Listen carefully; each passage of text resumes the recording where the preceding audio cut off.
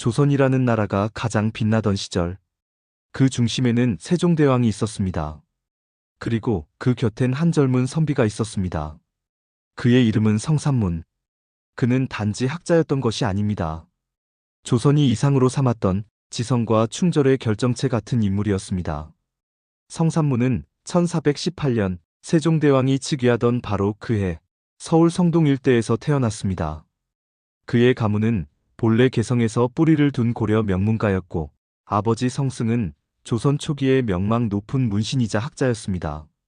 덕분에 성삼문은 어린 시절부터 고전과 경학, 유교 윤리와 시문에 둘러싸여 자라났습니다. 그의 재능은 일찍이 입증되었습니다. 20살 무렵 이미 과거를 통과한 그는 세종의 눈에 띄어 집현전의 일원이 됩니다. 조선의 두뇌들이 모여있던 그 집현전. 성삼문은 그 안에서도 뛰어난 시문과 분석력, 그리고 경전에 대한 깊은 이해로 중심인물이 되어갔습니다. 세종은 그를 무척이나 아꼈습니다. 어떤 날엔 특별히 성삼문에게만 명을 내려 신하로서 아닌 자식처럼 대했다는 기록도 전해집니다. 그리고 그가 맡은 가장 중요한 국가적 사업, 바로 훈민정음 창제와 정리 작업이었습니다.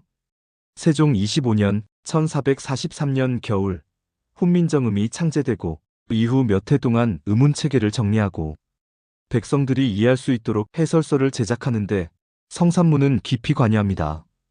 그가 쓴 것으로 전해지는 훈민정음 해례본 서문은 이 세 문자 체계가 어떤 철학 위에 만들어졌는지를 정확하고 간결하게 드러냅니다.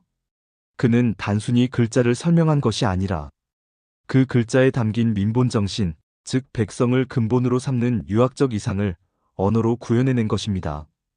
그러나 세상은 그리 오랫동안 조용하지 않았습니다. 세종이 세상을 떠난 뒤 문종이 잠시 왕위에 오르지만 병약한 탓에 나라를 오래 이끌지 못합니다. 그리고 결국 1452년 12살 어린 단종이 왕위에 오르게 됩니다. 수양대군 세종의 둘째 아들이자 단종의 숙부였던 그는 나라의 실권을 장악해갑니다. 그리고 1455년 결국 단종은 왕위에서 물러나고 수양은 세조라는 이름으로 조선의 7번째 임금이 됩니다. 성삼문은 이 모든 과정을 지켜보았습니다. 그는 단종의 즉위를 누구보다 기뻐했고 단종이 어린 몸으로도 정치를 배워가려는 노력을 응원했습니다.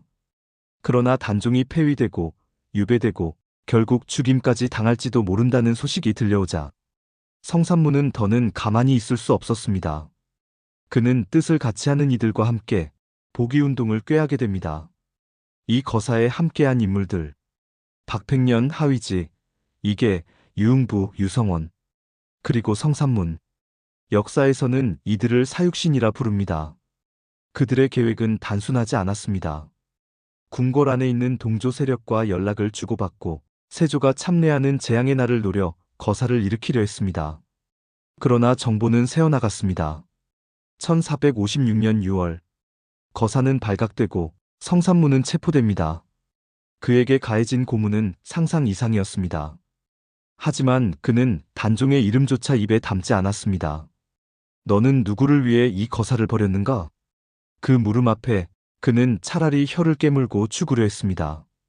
당시의 기록에는 그가 끝내 단종의 이름을 말하지 않았다는 점이 조정 신료들 사이에서도 놀라움이었다고 전해집니다. 결국 그는 거열형에 처해졌습니다. 사지를 찢어 민심의 본보기를 삼는 극형이었습니다. 그러나 그 형장에서도 성삼문은 담담했습니다. 그의 마지막 말은 이랬다고 전해집니다.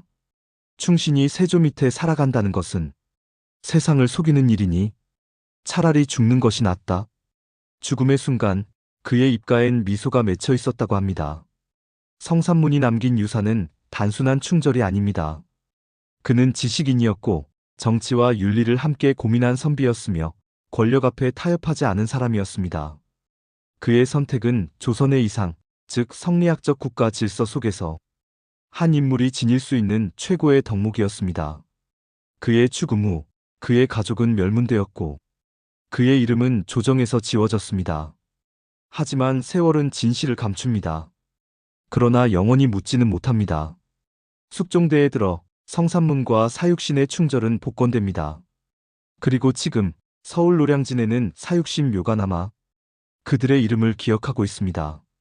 성산문은 단종이라는 임금 하나를 지키기 위해 죽은 것이 아닙니다. 그는 조선이 지향하던 정치 질서, 왕권의 정통성과 유교 윤리를 마지막까지 붙잡고자 했던 한 인간의 고결한 투쟁이었습니다. 그의 붓은 글자를 만들었고 그의 몸은 진실을 지켰습니다.